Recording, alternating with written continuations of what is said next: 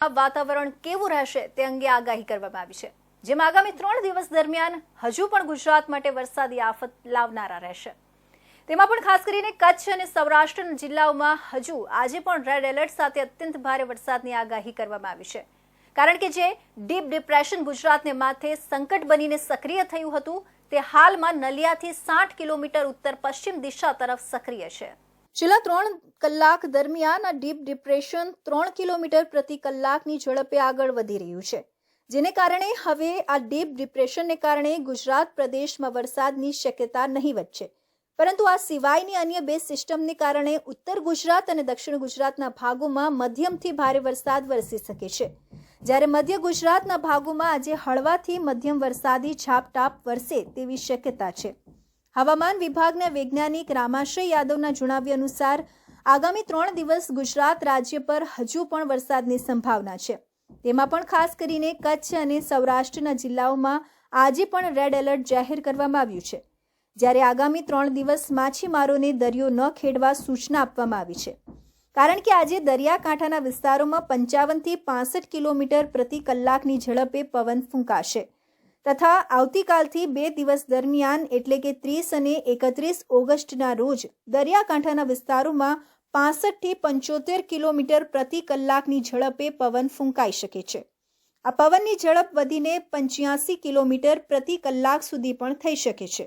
આથી સાવચેતીના ભાગરૂપે સમગ્ર ગુજરાત રાજ્યના દરિયાકાંઠે LC3 સિગ્નલ લગાવવામાં આવ્યા છે।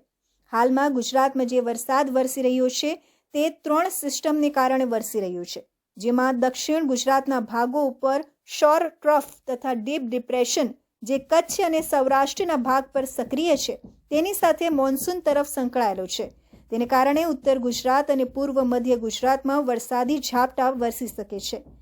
डीप डिप्रेशन अभी भी सौराष्ट्र और कच्छ रीजन में बना हुआ है और ये पिछले 6 घंटे में 3 किलोमीटर पर आवर की स्पीड से बढ़ रहा है।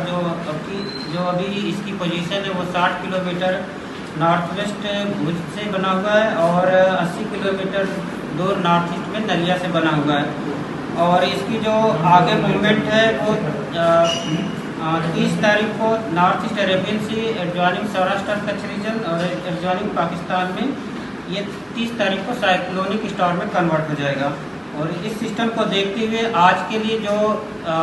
एक्सट्रीमली हैवी रेनफॉल की वार्निंग और साथ में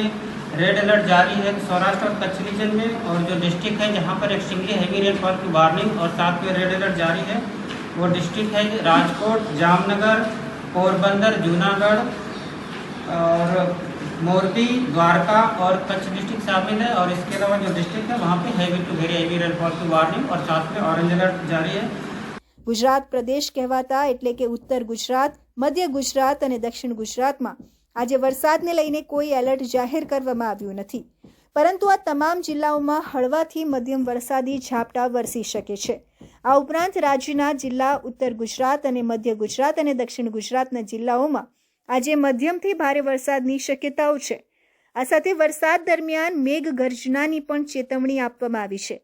હજુ આજે પણ ગુજરાતમાં વરસાદી માહોલ યથાવત રહેતા માછીમારોને દરિયો ન ખેડવા પણ સૂચના આપવામાં આવી છે। તો રાજ્યમાં છેલ્લા 3